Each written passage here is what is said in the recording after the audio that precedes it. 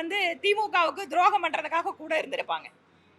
அவர்கள் வந்து இன்னைக்கு ஒரு டெஸ்பரேட்டா இருக்காங்க.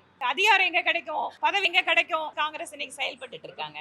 அரசியல் கட்சிகளுக்கு முழுவதுமாக வாய்ப்பு இல்லைன்னு சொல்ல முடியாது. திமுகவா இருக்கட்டும், அதிமுக இருக்கட்டும், பிஜேபி நாங்களும் ஒரு இடத்துல ஜெயிச்சிருக்கோம். கம்யூனிஸ்ட், விசிகே, தேமுதிக, பாட்டாளி மக்கள் கட்சி, எங்க கூட்டணியில இருக்கக்கூடிய கட்சிகள் எல்லாருக்குமே மக்கள் வாய்ப்பு கொடுத்திருக்காங்க. அதனால் முழுவதுமாக ஒரு பக்கமாக தமிழகம் சாய்ந்து விட்டது அப்படின்னு சொல்ல முடியாது. இன்னைக்கு தமிழகத்தினுடைய பாஜக மாநில தலைவரோடு அவரோடு ஒரு கூட்டம் ஒன்று ஏற்பாடாயிருந்தது. 27 தொகுதிகளில் போட்டியிட்ட பாரதிய ஜனதா கட்சியினுடைய வேட்பாளர்கள், பொறுப்பாளர்கள், மாவட்ட தலைவர்களுக்கான ஒரு ஆய்வு கூட்டம் நடந்திருக்கு.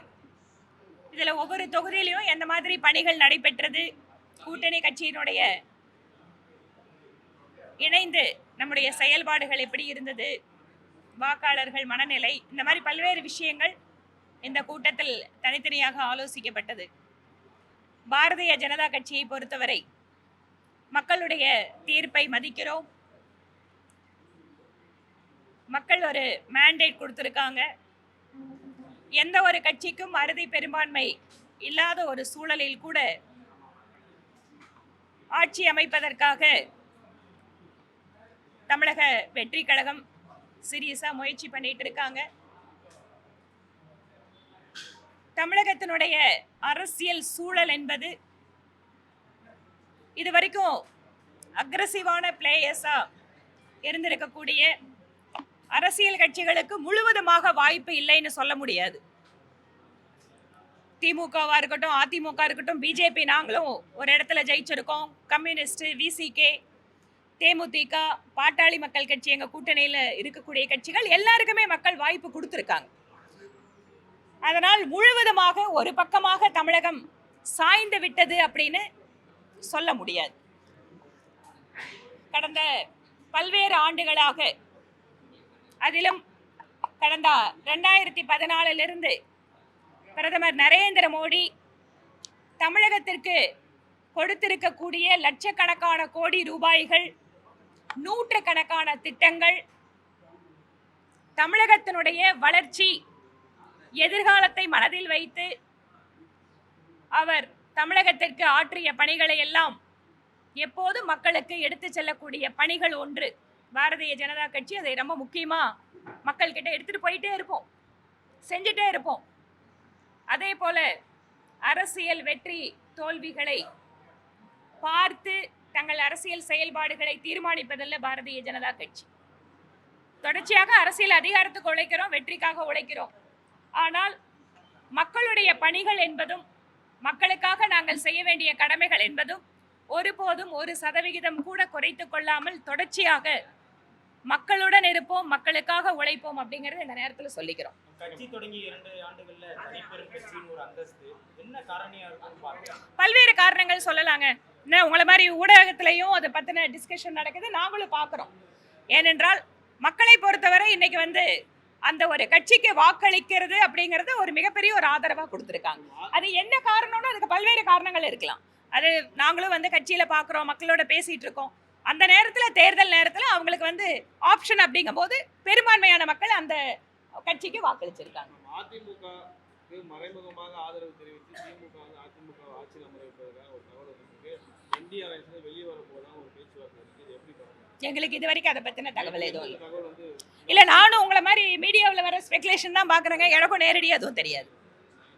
என்டிஏ கூட்டணியில அதிமுக தொடர்றாங்க. என்னங்க?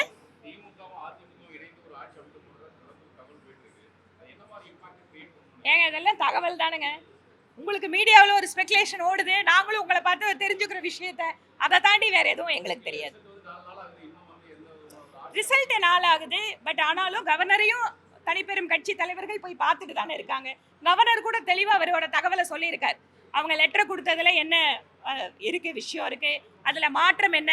ஏனென்றால் கவர்னர் அரசியலமைப்பு சட்டத்தை படி செயல்படக்கூடியவர்.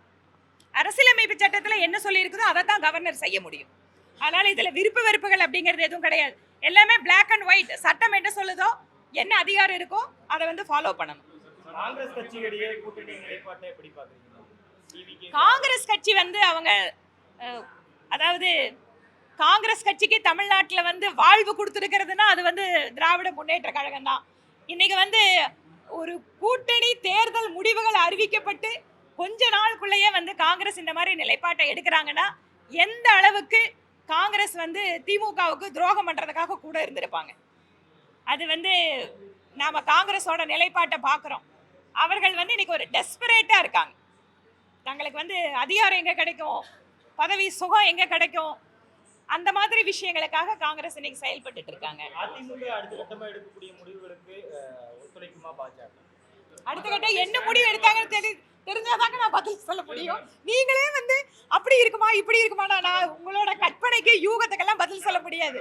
முன்னாடி தம்பிதுரை பேட்டி கொடுத்திருக்காரு. எடப்பாடி பழனிசாமி முதல்வராக பதவி ஏற்க இருக்கிறார் சொல்லியிருக்காரு. ஸோ அவங்க திமுகவும் அதிமுகவும் இணைந்து அமைக்கிற பட்சத்தில் பிஜேபியோட ஸ்டாண்ட் என்ன? இப்போ முழுக்கூர் கரை அவங்க எம்எல்ஏ இருக்காங்க, என்டிஏவில் நீங்கள் பிரதானமாக கட்சியாக இருக்கிறீங்க, உங்களுடைய நிலைப்பாடு என்னவா இருக்கு? என்னோட நிலைப்பாடு இதில் எதுவும் இல்லை. அன்லஸ் அதர்வைஸ் எங்களோட கட்சி தலைவர்களோட யாராவது பேசினாலொழிய கட்சி தேசிய எங்களுக்கு தேசிய கட்சிங்க.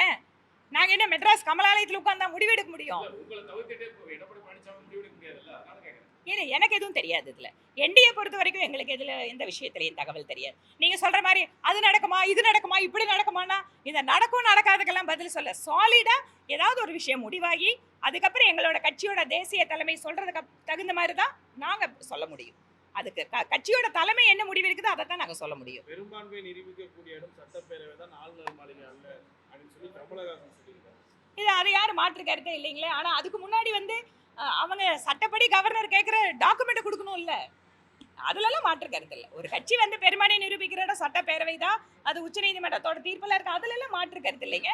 பட் இன்னைக்கு கவர்னர் என்ன கேட்குறாரு, ஆதரவு கடிதங்கள், தேவைப்படக்கூடிய ஆதாரங்கள், இதுதானே கவர்னர் கேட்குறாரு. இது கூட கேட்கக்கூடாது அப்படின்னு எப்படி சொல்ல முடியும்? அதுதாங்க இன்னைக்கு கவர்னர் சொல்லியிருக்காரு. இன்னைக்கு மரியாதை கூட கவர்னரோட அலுவலகத்திலிருந்து என்ன பதில் வருது, நீங்க தாங்க லெட்டர் கொடுத்தீங்க இல்லையா? லெட்டர் கொடுத்தது அவங்க தானே, அப்போ அவங்க தானே அதுக்கு ஆதாரத்தை கொடுக்கணும். சரிங்களா? ரொம்ப நன்றிங்க. பாரதிய ஜனதா கட்சி தேசிய ஜனநாயக கூட்டணிக்கு தேர்தல் களத்தில் ஒத்துழைப்பு கொடுத்த அத்தனை ஊடக நண்பர்களுக்கு இந்த நேரத்தில் நாங்கள் நன்றி சொல்லிக்கிறோம். நன்றிங்க.